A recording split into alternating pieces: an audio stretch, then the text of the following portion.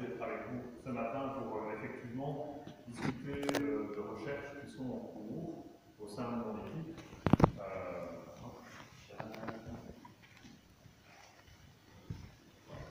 Et donc, effectivement, au sein de notre équipe à l'UEB, et plus largement avec divers partenaires européens, on essaye d'étudier le rapport des citoyens à la politique et les demandes de transformation de la démocratie représentative telle qu'elle a été organisée. Et donc je vais aujourd'hui vous présenter une partie de ces recherches en essayant de me centrer sur ce qu'on découvre sur la Belgique. Je me suis dit que c'était sans doute ce qui allait nous intéresser le plus, mais vous verrez fréquemment, je vais faire référence à d'autres recherches similaires menées dans d'autres pays, parce que ce questionnement autour de la démocratie, autour d'une demande de transformation de la démocratie est quelque chose qui traverse la plupart des démocraties européennes, mais pas que européennes. On retrouve ça aussi en Amérique latine, on retrouve ça en Amérique du Nord, on retrouve ça en Australie, en Nouvelle-Zélande. Cette idée que le modèle de démocratie représentative qui a été constitué pour l'essentiel au XIXe siècle, qui s'est consolidé essentiellement à ce moment-là et puis qui a été repensé ou en tout cas universalisé au lendemain de la Seconde Guerre mondiale en introduisant de façon systématique le droit de suffrage universel masculin et féminin, ce système-là ne semble plus satisfaire une grande partie de la population.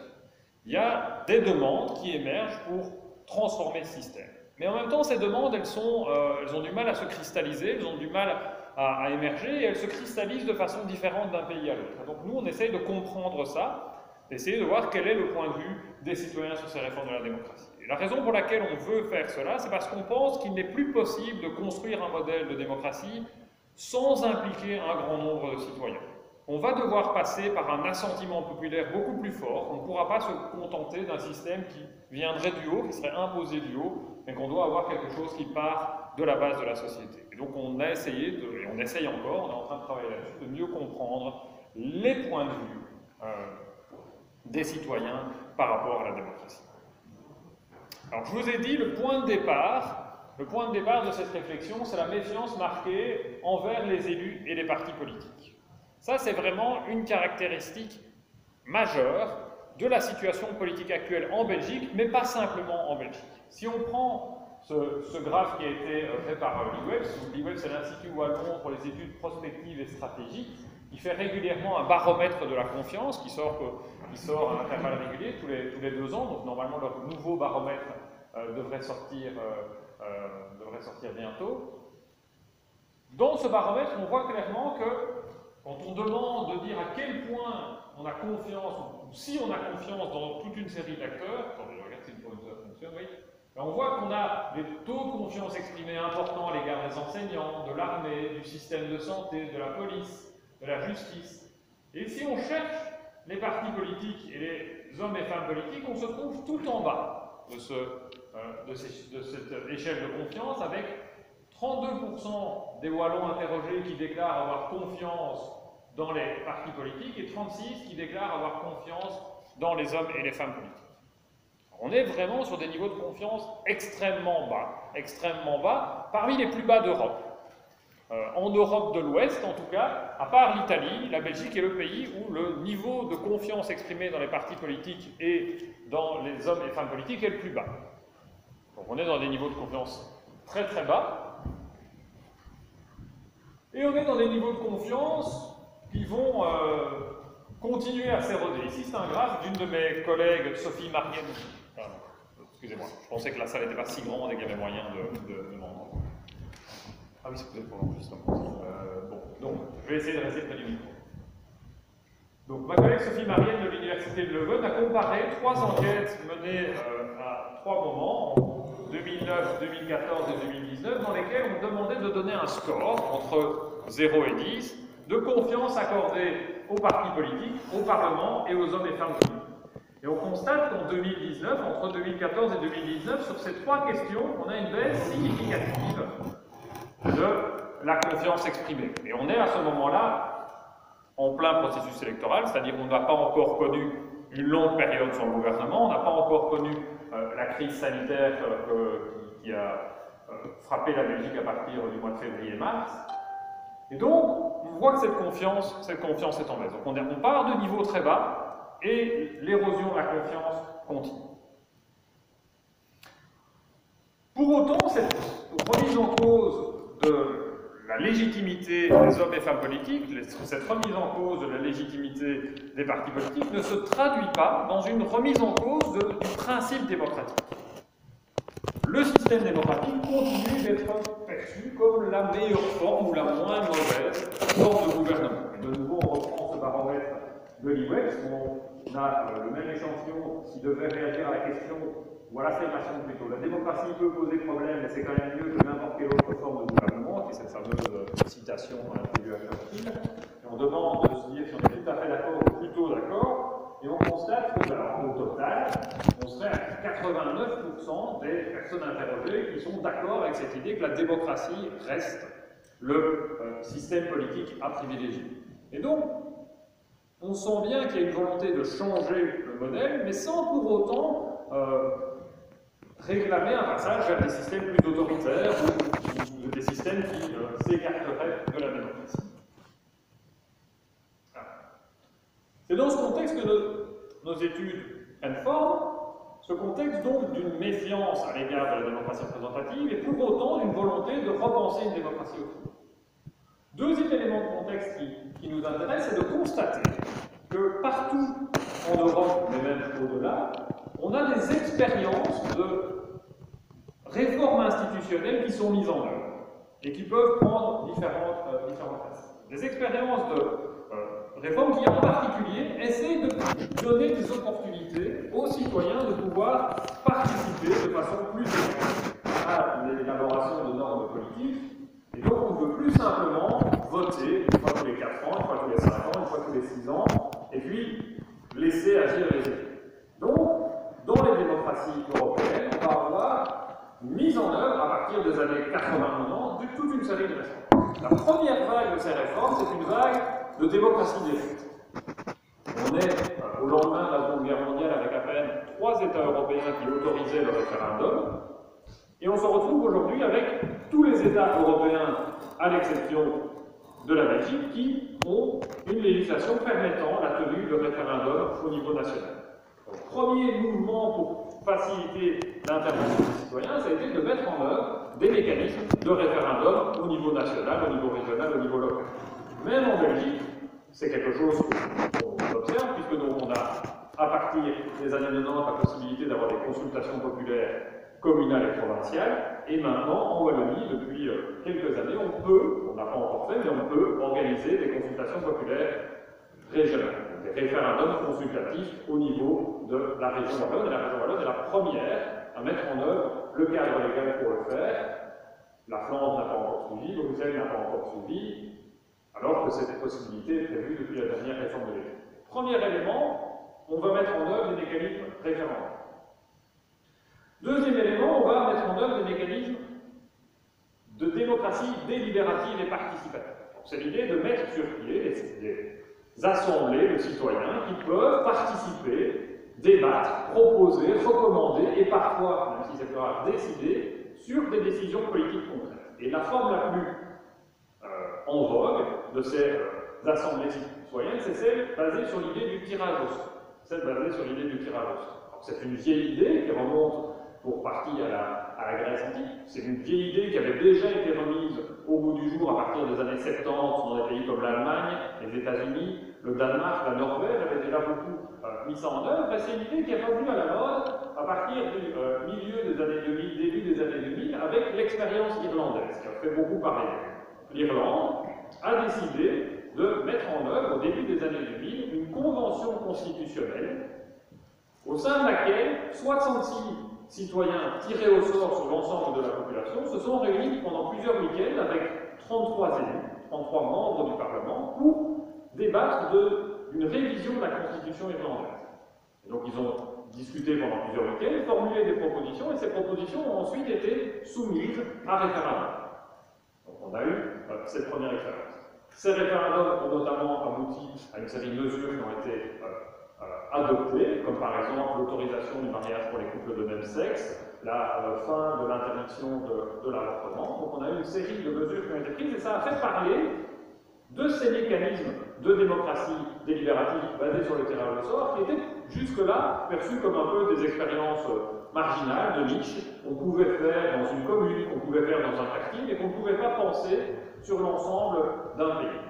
Et à partir de l'exemple irlandais, d'autres démocraties européennes ont mis en œuvre ces réformes, mais ici, vous voyez, c'est un travail qu'on a fait avec une série de collègues. On a inventorié ces assemblées citoyennes tirées au sort sur l'ensemble des pays européens, soit au niveau régional, soit au niveau national, et on constate qu'on en retrouve dans énormément de pays, France, Royaume-Uni, Autriche, Allemagne, Danemark, Italie, Belgique, la Belgique n'est pas si mal classée, et on voit ces assemblées citoyennes tirées au sort qui émergent. La France a fait ça, parce que Macron a mis sur pied une convention citoyenne pour le climat basée sur le tirage au sort. L'Écosse a pour le moment une assemblée citoyenne composée par tirage au sort qui débat de l'avenir de l'Écosse et d'un éventuel nouveau référendum d'indépendance.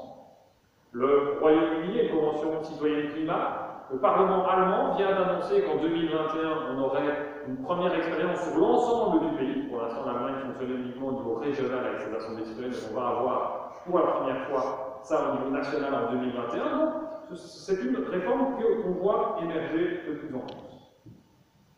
La Belgique n'est pas d'ailleurs totalement à la traîne, surtout au niveau régional par rapport à ces questions, puisque vous l'avez peut-être suivi, le Parlement de la communauté germanophone a décidé de mettre sur pied un panel composé de citoyens tirés au sort, qui est un panel permanent, qui va accompagner les travaux du Parlement germanophone.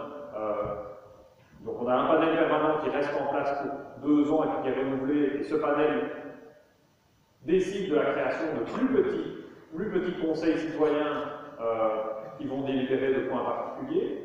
Le Parlement bruxellois a décidé de changer son règlement pour créer des commissions parlementaires dans lesquelles on aura des élus, mais aussi des citoyens tirés au sort. Et le Parlement wallon a mis sur pied des panels citoyens lors de la législature précédente. Donc on voit la Belgique aussi suit ce mouvement.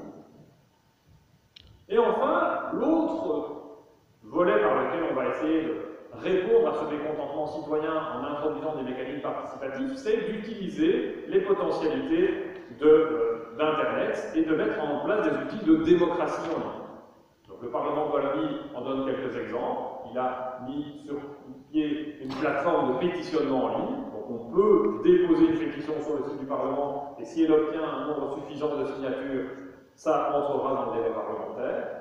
On a aussi la possibilité de donner son point de vue sur des propositions de résolution, des propositions de décret. Et donc, l'idée, c'est d'amener le citoyen à participer depuis chez lui, à se connecter et à contribuer au débat.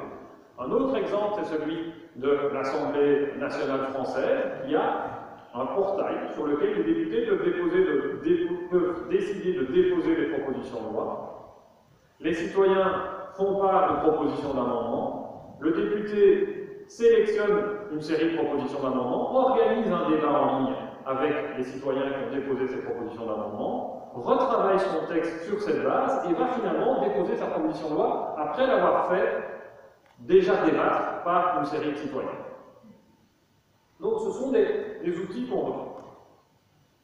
À côté de ces outils qui donc visent à accroître la participation citoyenne, un autre champ de réforme, c'est celui qui, au contraire, va transférer la décision des institutions représentatives, ou une partie de la décision des institutions représentatives, vers des comités indépendants, souvent composés d'experts, de membres de l'administration, dans le but d'extraire une partie de la décision politique du rapport de force entre les parties. Et donc ça, c'est une autre vague de réforme, cette vague d'externalisation de la prise de décision politique vers les experts, qui a aussi été très marquante si on fait une observation de l'évolution de la démocratie en Europe depuis les années 90. On va voir émerger des organismes dépolitisés, les banques centrales, les commissions éthiques, les commissions de régulation. Si on prend un débat qui a lieu en ce moment en Wallonie, qui est celui de savoir comment les propriétaires de panneaux solaires photovoltaïques vont ou pas contribuer au coût collectif du réseau d'électricité, c'est confié à une commission de régulation, la CREG, qui est compétente en matière de régulation des tarifs. Et le Parlement de Wallonie et le gouvernement de Wallonie essayent d'intervenir là-dedans, et les décisions de justice viennent régulièrement dire non, non, vous avez pris la décision dans le cadre européen, et puis après, en implémentant ce cadre européen en Belgique, de sortir cette question des tarifs d'électricité du jeu politique pour éviter que ça devienne l'objet de cadeaux électoraux. Et voilà, maintenant vous avez pris cette décision, ce pan-là de la décision collective est confié à des experts. De la même manière, on a vu très nettement, dans la crise sanitaire actuelle, le poids de ces comités d'experts pour la prise de décision politique. On a vu comment le groupe, enfin, il y a plein de groupes, le Risk Management Group, le Risk Assessment Group, le GES, et donc on voit comment Cienzano intervient aussi, mais on voit clairement cette idée que une part de la décision démocratique pourra être améliorée en confiant un rôle accru à des experts.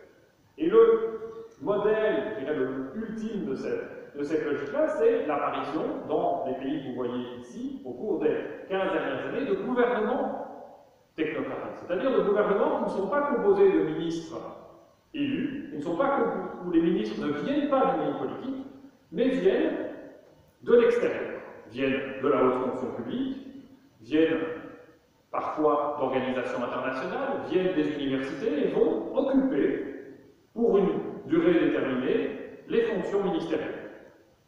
On a vu ça en Italie, au moment où la crise financière de 2008 commençait à toucher l'Italie. Le gouvernement de Silvio Berlusconi a été amené à démissionner. On a remplacé par un gouvernement de Mario Monti qui était présidé par un technocrate, quelqu'un qui n'était pas un responsable politique élu, et composé pour le reste, son ministre des Finances, son ministre de l'Intérieur, son ministre des Affaires étrangères, étaient des personnes qui ne venaient pas des partis politiques. Et donc, quand on a essayé, nous, de regarder la situation, on s'est dit, il y a quelque chose d'un peu étrange ici. On a d'une part une méfiance exprimée à l'égard de la logique représentative, et une réaction à cette méfiance exprimée qui prend deux formes. Plus de place pour le citoyen, d'une part, et d'autre part, plus de place pour des acteurs externes. Parfois, on allant très loin, on allant jusqu'à composer un gouvernement complètement en dehors de la logique électorale. Et ces deux logiques répondent vraiment à des dynamiques différentes. Elles répondent à un constat qui est différent quant à la raison pour laquelle les citoyens seraient méfiants à l'égard des partis politiques et des élus. Une des grilles de lecture qui est donnée, c'est qu'il y a un problème d'adhésion du citoyen à l'égard des élus. Le citoyen a l'impression, légitime ou pas, que l'élu est trop éloigné, que l'élu ne l'écoute pas assez, que l'élu ne tient pas assez compte de ce que la population demande. On a donc un problème de déficit d'adhésion qui trouve sa solution dans le fait d'impliquer plus le citoyen. Et puis on a d'autres grilles de lecture qui sont proposées, en particulier une grille de lecture qui est de dire le problème fondamental, c'est que nos politiques sont inefficaces, que la situation devient trop complexe, que les politiques publiques qui doivent être menées s'imbriquent les unes dans les autres, les niveaux de pouvoir sont imbriqués les uns dans les autres, et donc ça devient très difficile de mener une politique efficace, et donc il faut essayer d'amener de l'expertise. Et donc on va essayer de dire, voilà, la régulation des tarifs d'électricité, c'est trop complexe pour confier ça à des parlementaires. Donc, constituons une commission de régulation de l'électricité et du gaz qui va être composée de professionnels qui ont les compétences pour y arriver. La question de la gestion de la pandémie Covid-19 est trop complexe pour être confiée à simplement des politiques. On a besoin d'un conseil très important, voire même d'une certaine forme de délégation de quelques décisions à des experts de la santé publique. Et donc ces deux grilles de lecture m'ont amené à finalement deux lignes de réponse très différentes, et d'ailleurs de lignes de réponse qui ne sont pas forcément aussi simples à combiner. Si le problème c'est que le citoyen se sent dépossédé de la décision politique, on n'est pas certain qu'en appliquant des experts, ça va aller mieux. Et à l'inverse, si le problème c'est effectivement que la politique devient trop complexe et qu'elle nécessite une expertise sur le long terme, c'est peut-être plus compliqué d'avoir des citoyens qui sont tirés au sort et qui changent tous les 6 mois. Et donc, on a un débat autour de ça. Alors évidemment, ce débat, il est pour partie un peu artificiel. Les éléments ne sont pas mutuellement exclusifs. Le citoyen qui va s'investir dans la démocratie participative, il va, et ça, de nombreuses études le montrent, il va faire énormément d'efforts pour développer son expertise. Il va s'entourer d'experts, il va inviter ses experts à être présents. Et puis, il y a d'autres formes d'expertise que celles qui se développent via les études, via la pratique professionnelle. Il y a aussi l'expertise que le citoyen peut amener sur comment cette politique va avoir un impact sur moi. Ça, si moi on me demande, en tant que chercheur en sciences politiques, de débattre par exemple de la loi électorale, je peux réfléchir théoriquement quels sont les effets, je peux regarder comment ça fonctionne, mais j'ai besoin de bien comprendre et de pouvoir dialoguer avec des citoyens, avec des candidats, avec des gens qui ont été sur le terrain pour essayer aussi de comprendre. Donc il y a aussi une forme d'expertise citoyenne qu'on peut amener. Et d'autre part, les études le montrent, bien souvent les décisions qui sont prises en y ajoutant des experts indépendants des partis politiques, elles suscitent plus d'adhésion dans la population. Elles suscitent plus d'adhésion dans la population, et je pense, on est peut-être contredit aujourd'hui, mais en tout cas, quand on analyse les premiers mois de la crise du Covid-19, on voit quand même bien que la population a plus adhéré à des mesures qui étaient présentées par des virologues, qui présentaient la réalité de la situation, plutôt que d'avoir l'impression que des personnes sans expertise en santé publique pouvaient le faire. Donc, il n'y a pas non plus d'exclusion, ce n'est pas parce qu'on amène des experts que les citoyens vont se sentir encore moins que la décision est légitime. Et donc, ça c'était le point de départ de notre recherche. Ok, on a une crise de confiance, on a deux modèles de démocratie qui émergent en alternative, la démocratie citoyenne participative et un modèle politique basé plus sur les experts. Mais que pensent les citoyens de ces modèles? Que pensent les citoyens de ces modèles? Et là, on a toute une série de recherches qui ont été menées, qui ont démarré aux États-Unis puis qui sont venues en Europe, et qui indiquent qu'effectivement, on a des modèles de démocratie qui se dessinent. Le premier de ces modèles, c'est un modèle basé sur la montée en puissance des citoyens critiques. Citoyens critiques qui se caractérisent premièrement par le fait qu'ils ont plus d'intérêt pour ce que Ronald Inglehart a appelé les enjeux post-matériels. Qu'est-ce que c'est les enjeux post-matériels? Ce sont les enjeux politiques qui ne sont pas strictement liés à la survie quotidienne. C'est l'idée que juste pendant l'essentiel de l'histoire humaine, la première préoccupation, c'était la survie. Il faut que je puisse manger, me nourrir, me protéger, surtout. Moi, et puis avec la croissance économique importante qu'on a connue progressivement, ces besoins économiques ont été satisfaits pour un plus grand nombre de citoyens.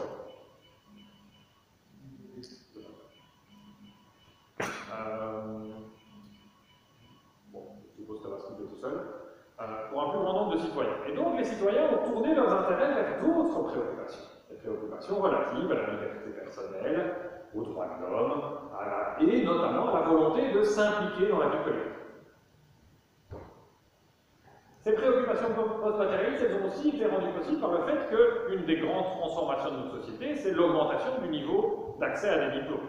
Si on compare la situation en Europe à la fin du XIXe siècle, avant la Seconde Guerre mondiale et aujourd'hui, le nombre de personnes qui ont eu la chance de pouvoir poursuivre leurs études au moins jusqu'au secondaire, voire jusque dans le supérieur, a explosé. Donc on a des citoyens qui ont eu cette chance d'avoir un capital scolaire plus élevé, mais la contrepartie, c'est que simplement cocher une case sur un bulletin de vote tous les 4 ou 5 ans, c'est plus quelque chose qui est satisfaisant, c'est plus quelque chose qui est suffisant. Et donc, ces citoyens qui peuvent s'intéresser à des enjeux post-matériels et qui ont la chance d'avoir pu bénéficier d'une éducation leur donnant accès à des ressources pouvant les amener à participer politiquement, ces citoyens critiques vont émerger, se multiplier, demander plus de participation. Demander plus de participation. Non seulement plus de participation, mais aussi une participation plus riche. C'est-à-dire pas simplement dire ce qu'on voudrait, c'est tous les soirs, quand on rentre chez soi, recevoir une série de bulletins de vote sur son smartphone et de cocher des cases. Ce qu'on veut, c'est une participation qui se base sur l'intelligence collective, qui se base sur la délibération. Toutefois, toutes les recherches n'ont pas été d'accord avec cette idée et ont démontré que dans la population, il y avait aussi un groupe non négligeable de citoyens qui, eux, ne veulent pas du tout participer. Ce que, de nouveau, deux chercheurs américains vont appeler les démocrates furtifs. Ces démocrates furtifs, il y a une citation dans le rapport, et ce qu'il dit, c'est ce sont des citoyens qui ne veulent pas décider eux-mêmes, ils ne veulent pas s'investir politiquement, Ce qu'ils veulent, c'est un gouvernement efficace, qui va améliorer leur niveau de vie, qui va résoudre les problèmes, qu'on leur demande le moins possible de s'en préoccuper, mais que le citoyen garde la capacité, si les choses vont vraiment mal, à intervenir et à mettre les responsables politiques qui auront été jugés incompétents dehors. Donc c'est pour ça que les deux chercheurs les ont appelés les démocrates furtifs. L'essentiel de leur temps, ils voudraient ne pas se préoccuper de politique, on ne leur demande pas leur avis, mais qu'ils gardent cette capacité à agir au moment où ça bloque. Et le fait que ce modèle émerge aux États-Unis n'est pas surprenant. Pourquoi? Parce que dans beaucoup d'États américains, en particulier dans l'ouest des États-Unis, en Californie, Oregon, l'État de Washington, le Colorado, on demande aux citoyens de voter sur énormément de choses. Donc là, ils vont aller voter au mois de novembre pour l'élection présidentielle. Si vous habitez en Californie, on va vous demander de voter pour le président, pour votre gouverneur, pour le Sénat et la Chambre des représentants au niveau fédéral, pour le Sénat californien et la Chambre des représentants californienne, et pour plus ou moins entre 20 et 30 référendums. Et on vous demande de voter pour choisir les juges, les procureurs, le shérif, le responsable du trésor. Donc on vous demande d'intervenir énormément. Et donc ce que disent Ibn et Tesfor, c'est qu'il y a beaucoup de citoyens qui ne veulent pas qu'on leur en demande autant. Ils voudraient que les choses se passent de façon efficace, mais que quand ça bloque, ils peuvent intervenir.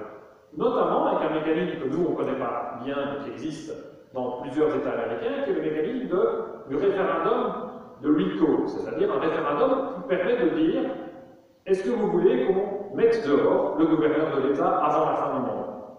Et donc les citoyens ont la possibilité de remplir une pétition, atteindre un certain nombre de signatures et imposer un référendum pour mettre dehors le gouverneur avant la fin du mandat. Et donc si on essaye de transposer ça, c'est quelque chose qui par exemple était demandé par le mouvement des Gilets jaunes en France, de dire on voudrait pouvoir à un moment donné ne pas attendre l'élection présidentielle suivante pour mettre le président dehors, mais si on constate que 1 million de citoyens français ont signé une pétition demandant d'organiser un référendum après 2 ans pour savoir si M. Macron doit oui ou non continuer son mandat, on devrait pouvoir organiser ça. On ne veut pas forcément décider tout le temps, mais on voudrait des mécanismes de ce type-là, qui nous permettent de dire, de temps à autre, quand ça ne va plus, le citoyen doit retrouver un pouvoir plus fort. Ces démocrates furtifs, les enquêtes ont montré, ils ont aussi tendance à soutenir des gouvernements où justement ils voient d'un bon œil le fait d'avoir des leaders forts, mais aussi d'avoir des experts et des technocrates qui agissent, avec cette idée que ce qu'ils veulent, c'est l'efficacité plus que la participation.